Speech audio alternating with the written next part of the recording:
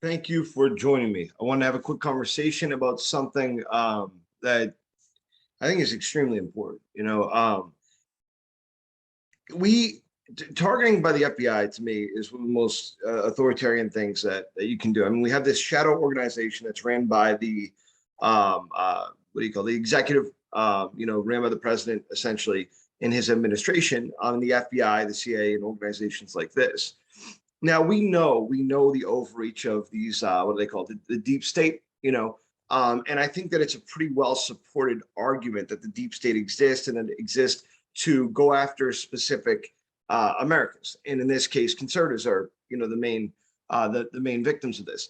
That being said, this one falls near to our hearts. It's in Pennsylvania, so I thought it was very important to talk about. And so we'll talk about this. We'll talk about a couple other brief things too, but I'm going to keep this video as short as possible. Again, if you're seeing this, and I apologize about the sound quality, my microphone's broken, got to get a new one.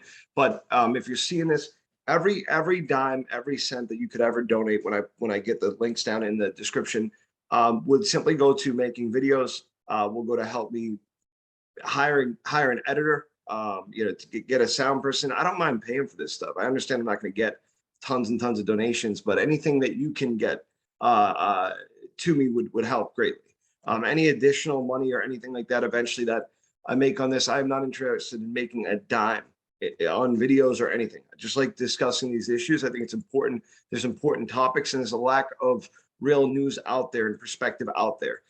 So I'd encourage you to do that. I encourage you to like and to share my video too if you find that it helped you or that it's important to people in your life. So the FBI raids a Pennsylvania home of a pro-life activist. Now, the first thing I want to say, I think we have to set the stage for this, that, am I pro-life? Yes, I'll tell you that I'm pro-life. Okay.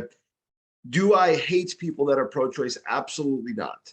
I think that it's a perfectly reasonable argument to be had, conversation to be had, whether or not you should be pro-life or pro-choice, whether or not abortion should be legal. I think it's a perfectly fine conversation to have.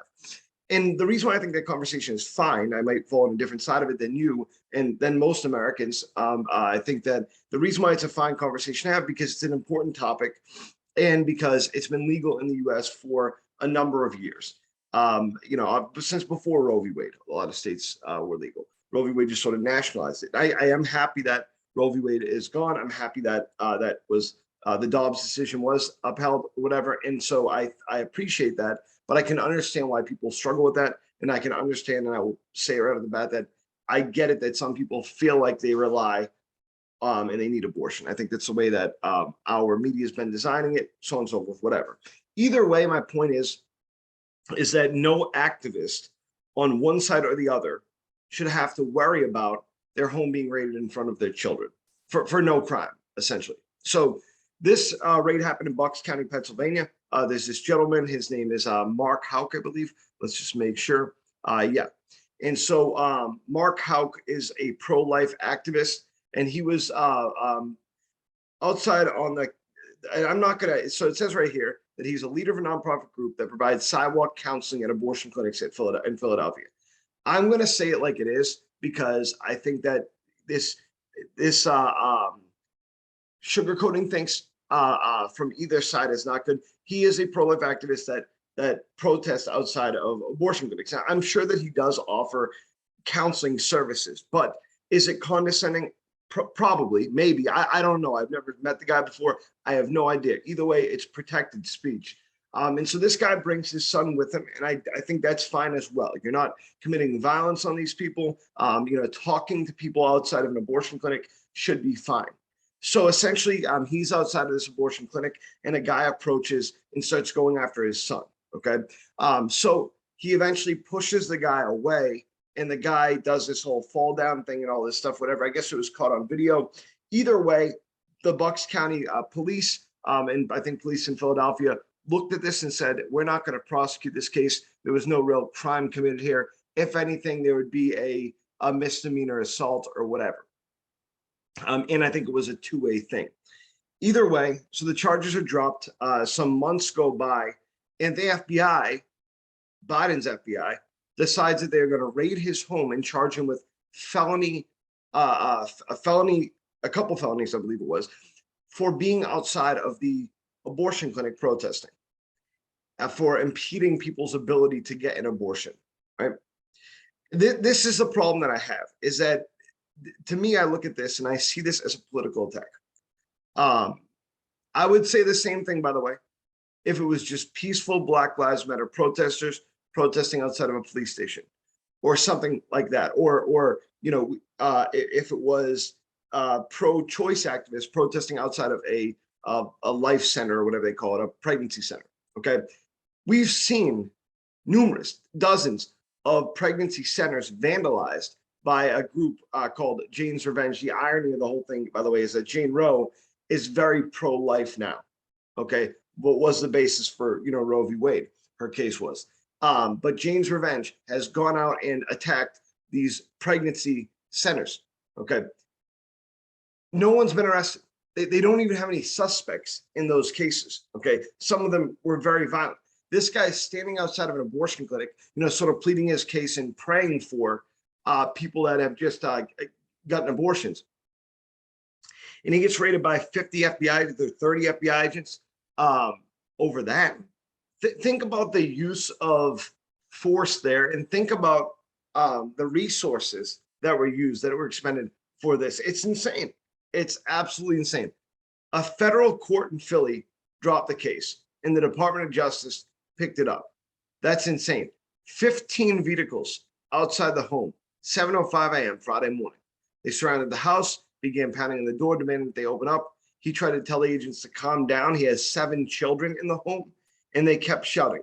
They had big rifles, huge rifles, and they were pointing them at the people that were in the house, through the house. And there's kids in there. There's 7 kids in there. Okay, that's a political attack. There's no other word for it. It's a political attack. Okay, this gains more teeth when you start to look at the overall picture that this is happening to Trump supporters and people on the right all over the country. And it is. Now, this website, I get it. It's called welovetrump.com. And I am not the biggest fan of Trump. Okay, I just wanted to, show you the headline. You can do the research if you'd like, but there's been so many people raided for the dumbest reasons, okay, by the FBI.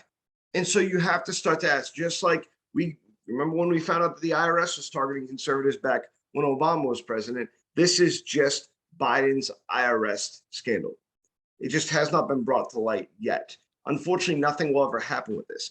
But if Trump ever sent the FBI, when Trump sent the, I think, National Guard into a violent protest in DC outside of the White House, so he could go to the church that had just been burnt. Media called for his resignation. Media called for impeachment for months over that. They still talk about it today.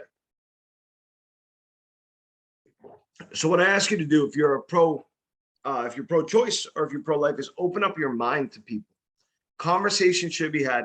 I am not someone that supports people going outside of abortion clinics and messing with people or whatever, but it is protected speech. It should be protected speech, and that's the way that it is. I might not agree with it. It doesn't matter.